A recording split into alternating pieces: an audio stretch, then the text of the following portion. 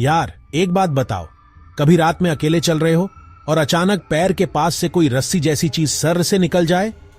कसम से 2 सेकंड के लिए तो सांस ही अटक जाती है ना? दिल ऐसे धक धक करता है जैसे छाती से बाहर कूदकर मैराथन दौड़ने निकल जाएगा। यह है सांप का खौफ। बचपन से सिखाया गया, सांप इक्वल साइन खतरा, मतलब मौत। फिल्मों में हीरो की मां को सांप काट लेता है या फिर विलेन किसी के बिस्तर में सांप छोड़ता है। यह डर दिमाग में सीमेंट की तरह जम गया है। क्या यह डर हमेशा सच है? क्या हर सांप जान का दुश्मन है? डर और सच्चाई में फर्क बड़ा है। हमारा डर जानकारी की कमी से पैदा होता है। हमें लगता है हर सांप जहरीला है और मौके की तलाश में है। हम उन्हें देखते ही चिल्लाकर भागते हैं। हम लाठी डंडा उठाकर मारने दौड़ पड़ते हैं, पर अक्सर हम उस जीव को मार रहे होते हैं जो हमसे ज्यादा डरा हुआ है। सोचो, वो बस अपने रास्ते जा रहा था, शायद किसी चूहे का पीछा कर रहा था। चूहा जो तुम्हारी फसल भी बचा सकता था। उसे क्या पता था कि एक विशाल 2 टांगे वाला खड़ा है। तो चलो अब मिलते हैं कश्मीर के असली रॉक स्टार्स से। नहीं, मैं किसी बॉलीवुड एक्टर की बात नहीं कर रहा। मैं बात कर रहा हूं उन सांपों की जो कश्मीर की वादियों में अपना डेरा जमाए हुए हैं। इनमें कुछ तो ऐसे हैं जिनका नाम सुनते ही अच्छों की हवा टाइट हो जाती है, और कुछ बेचारे एकदम शरीफ हैं। सबसे पहले लेवेंटाइन वाइपर। भाई साहब, ये थोड़े गर्म मिजाज के हैं। इन्हें गुनस भी कहते हैं। ये जहरीले होते हैं और इनका काटना सीरियस मामला हो सकता है। ये अक्सर पथरीले इलाकों में पाए जाते हैं।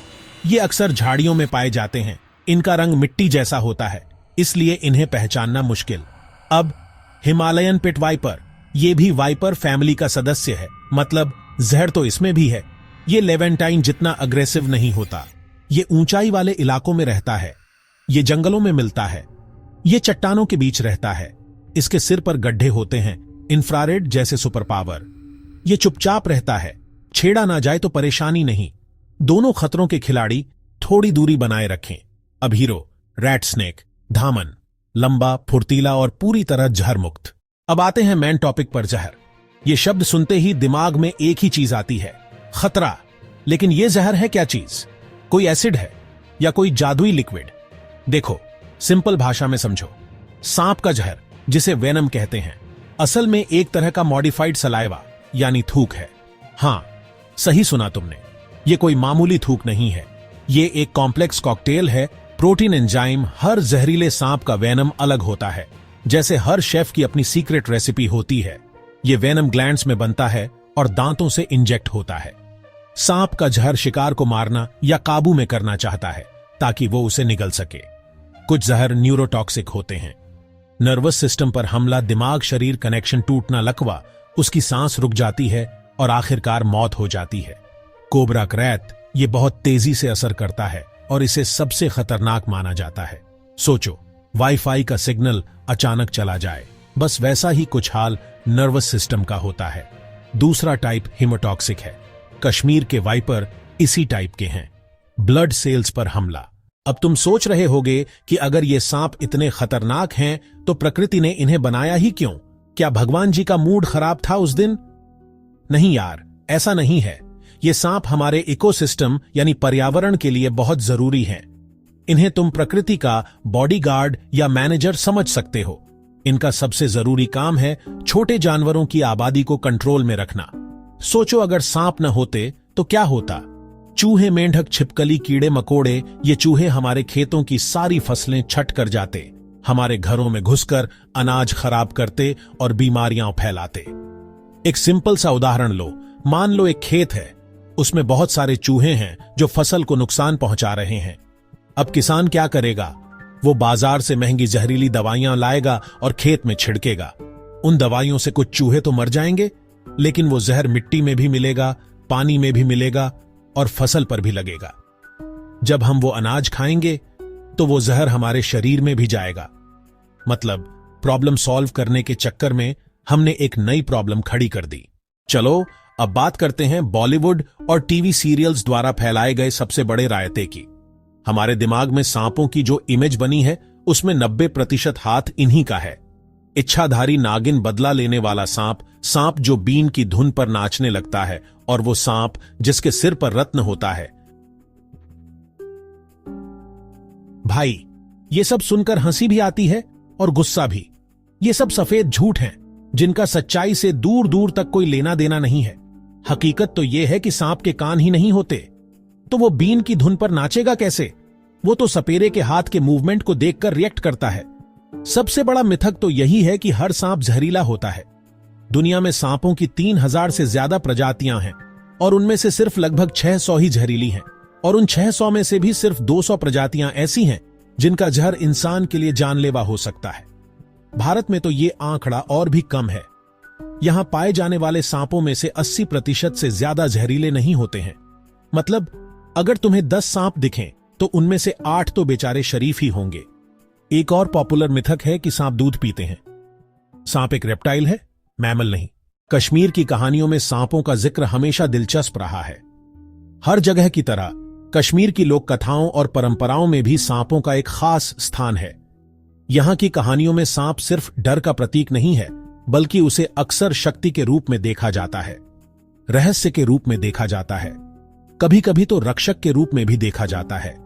कश्मीर के ग्रामीण इलाकों में आज भी कई किस्से सुनाए जाते हैं।